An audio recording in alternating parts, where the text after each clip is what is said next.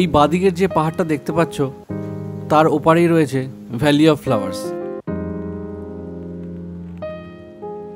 আর ডান দিকের এই পাহাড়ের ওপরেই রয়েছে হেমকুণ্ড সাহেব, পৃথিবীর সর্বোচ্চ উচ্চতায় অবস্থিত গুরুদুয়ারা।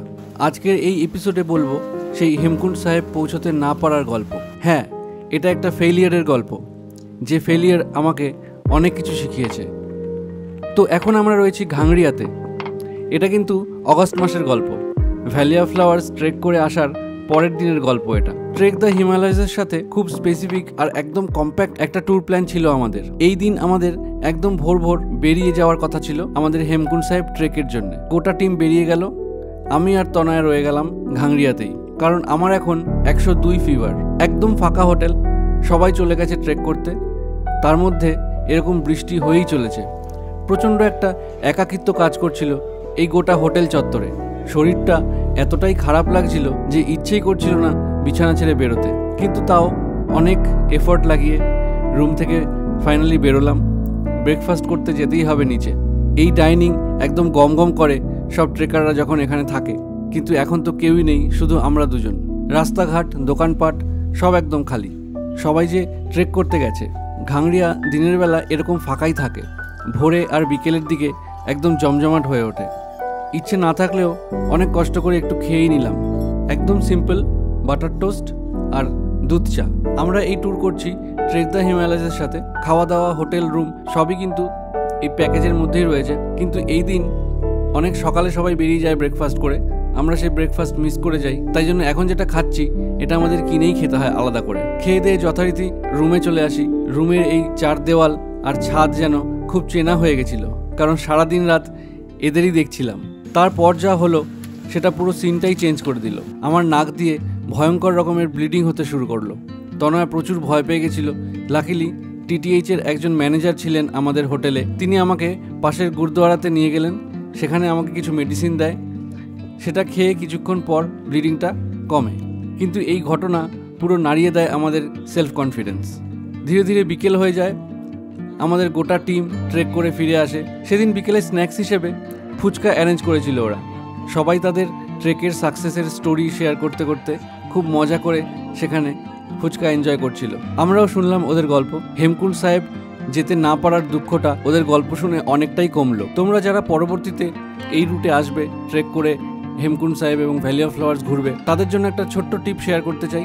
একটা ফিটনেস রুটিন মেনটেন করা অবশ্যই প্রয়োজন। এই ট্রিপে আসার অ্যাটলিস্ট 1 মাস আগে থেকে এই এক্সারসাইজ রুটিনটা এবং লাইফস্টাইল রুটিনটা তোমরা ফলো করতে পারো, তাতে অনেক হেল্প হবে তোমাদের। আমরা ওভার কনফিডেন্ট হয়ে গেছিলাম, তাই জন্য এইসব কিছুই ফলো করিনি, আর তাই জন্যই হয়তো আমাদের এই দশা হয়েছিল।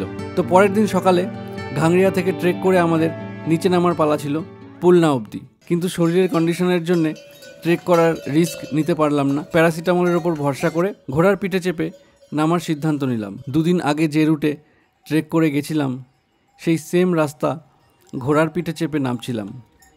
তোমরা যারা ঘোড়ায় চেপেছো তারা জানবে আপ ক্লাইম্বের থেকে অনেক বেশি ভয় লাগে ডাউন ক্লাইম্বের সময়। তার মধ্যে এই বৃষ্টি টুপটাপ করে কন্টিনিউয়াসলি হয়েই চলেছে।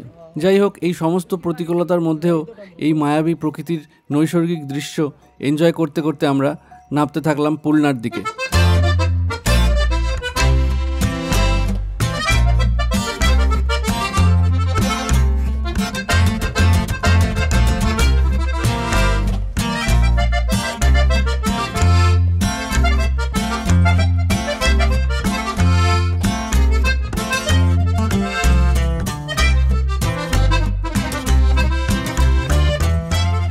ঠান্ডাটা কিন্তু বেশ ভালোই ছিল, যদিও যত নিচের দিকে নামছিলাম ঠান্ডা আস্তে আস্তে কমছিল।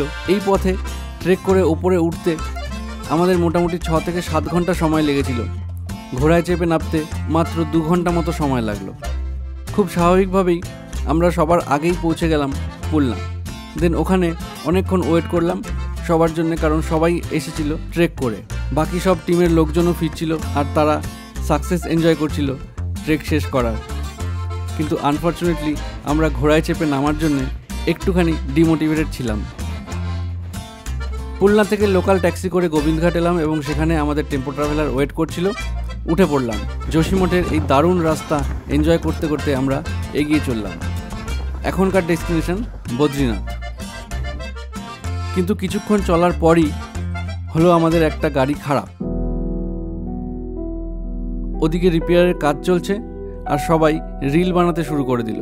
অদ্ভুতভাবে এই বিভিন্ন কালচারের বিভিন্ন বয়সের এতগুলো মানুষ, সবার ভাষা আলাদা, সবার বেড়ে ওঠা আলাদা। কেউ এসেছে তামিলনাড়ু থেকে, কেউ ব্যাঙ্গালোর, কেউ বম্বে, দিল্লি, কেউ কাউকে আগে কোনো দিন দেখেনি, হয়তো এই ট্রিপের পরে আর কোনো দিন দেখবেও না। কিন্তু সবাই কেমন একটা ফ্যামিলির মতো হয়ে যাই আমরা এই 4-5 দিনের মধ্যেই।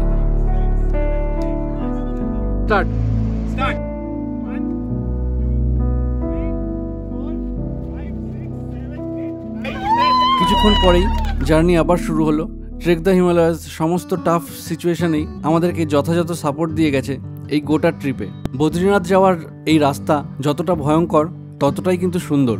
কখনো মেঘ এসে একটা মায়াবী সিন তৈরি করে দিচ্ছে, কখনো এই ক্লিফ হ্যাঙ্গার দেখতে পাচ্ছি, আবার কখনো বিশাল বিশাল ঝর্ণা। দারুণ সুন্দর সব কিছু।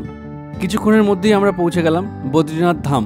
ট্রেক দ্য হিমালয়াসের ভ্যালি অফ ফ্লাওয়ার্স ট্রিপের মধ্যে কিন্তু ইনক্লুড করা থাকে বদ্রীনাথ ধাম, কিন্তু এটা একটা অপশনাল স্পট থাকে, ওয়েদারের ওপর ডিপেন্ড করে ডিসিশন নেওয়া হয়।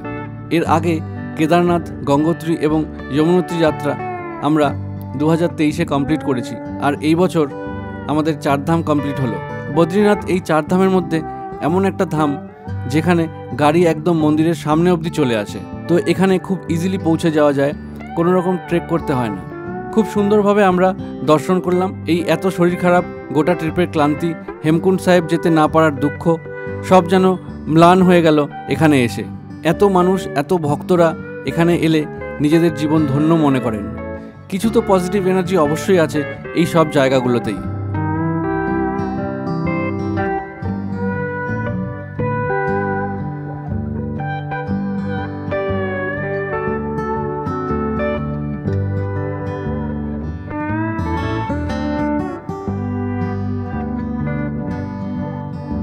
বদ্রীনাথ দর্শন করে আমরা এসে পৌঁছালাম পিপলকোটি, এবং সেখান থেকে আমরা এসে পৌঁছাই ঋষিকেশে, যেখান থেকে এবারের উত্তরাখণ্ডের ট্রিপ আমরা শুরু করেছিলাম। সেম হোটেল শিবাইতে আছি। যারা ভিডিওর এই পার্ট পর্যন্ত চলে এসছো তাদেরকে অসংখ্য ধন্যবাদ। তো একটা দারুণ ট্রিপ আমরা কমপ্লিট করলাম। টোটাল আমরা 18 কিলোমিটার ট্রেক করেছি এই ট্রিপে। ট্রেক করার কথা ছিল 40 কিলোমিটার। আনফর্চুনেটলি হেমকুণ্ড সাহেব যেতে পারলাম না, প্রচণ্ড শরীর খারাপ হয়ে গেছিলো আমার। Big thanks to TTH team, অসম্ভব হেল্প করেছে আমাদেরকে প্রতি মুহূর্তে। আর আমাদের ট্রেক টিমটা তো অসাধারণ ছিল, সবাইকে অনেক অনেক থ্যাঙ্কস। তো এই শরীর খারাপ নিয়েও যতটুকু পেরেছি ভিডিও করেছি, তোমাদের জন্য বানানোর চেষ্টা করেছি একটা ভালো কন্টেন্ট। ভিডিওগুলো কেমন লাগলো অবশ্যই কমেন্ট করে জানিও। ভালো লাগলে যা প্রতিবার বলি, লাইক, কমেন্ট আর শেয়ার।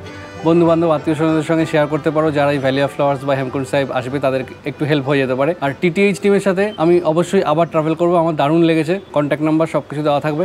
আর এই কোনো ভিডিও কোনো কিছুই কিন্তু কোনো পেড প্রমোশন নয়। আমাদেরকে কিন্তু বারবার বলা হয়েছে যে আপনারা ট্যুরিস্ট নন, ইউ গাইজ আর ট্রেকার। তো ট্যুরিস্ট আর ট্রেকারের মধ্যে ডিফারেন্সটা বুঝে নিতে হবে। কোনো লাক্সারি এখানে এক্সপেক্ট করাও বোকামো। শিখে ছেড়ে দিলে মানে তুমি ভুলে যাও, তুমি লাক্সারি আর কিচ্ছু পাবে না কোথাও। পিপলকুটিতে যাও, মোটামুটি একটু হোটেল আছে। ঘাংড়িয়াতে কিন্তু একদমই ভালো অ্যাকোমোডেশন কিছু নেই, বেসিক মানে যেটুকু না হলেই নয় সেটুকু আছে, সেগুলো তোমরা পেয়ে যাবে। আর বৃষ্টি হয় সব জায়গায়, ওই ড্যাম ব্যাপারটা কিন্তু আছে। তো এখানে লোকে মেনলি যায় হচ্ছে ট্রেক করতে আর হেমকুণ্ড সাহেব এই যাত্রা করতে, নেচার এনজয় করতেই সবাই যায়। তো আমি সবাইকে সাজেস্ট করবো অন্তত একবার হলেও ভ্যালি অফ ফ্লাওয়ার্স আর হেমকুণ্ড সাহেব ঘুরতে। আমি হেমকুণ্ড সাহেব ঘুরতে পারিনি, নিশ্চয়ই আবার আসবো হেমকুণ্ড সাহেব ঘুরবো এবং তোমাদেরকে ঘুরে দেখাবো। তো আমাদের উত্তরাখণ্ড সিরিজ এবারের মতো এই ঋষিকেশ থেকেই শেষ করছি। দেখা হবে খুব শিগগিরই নতুন ট্রাভেল সিরিজ নিয়ে। ততক্ষণের জন্য টাটা, সবাই ভালো থেকো আর দেখতে থেকো দ্য ইমপারফেক্ট বং। টাটা। এখানেই শেষ নয়, বাড়ি ফেরার পর আরও ভয়ঙ্কর রকমের শরীর খারাপ হয় আমার। আমি হসপিটালে ভর্তি ছিলাম 5 দিন, তারপর অনেক দিন ট্রিটমেন্টও চলে। এখন আমি ভালো আছি। এই ট্রিপের পরে আরও 2টো ট্রিপ হয়ে গেছে, তার ভিডিও আসছে খুব শিগগিরই।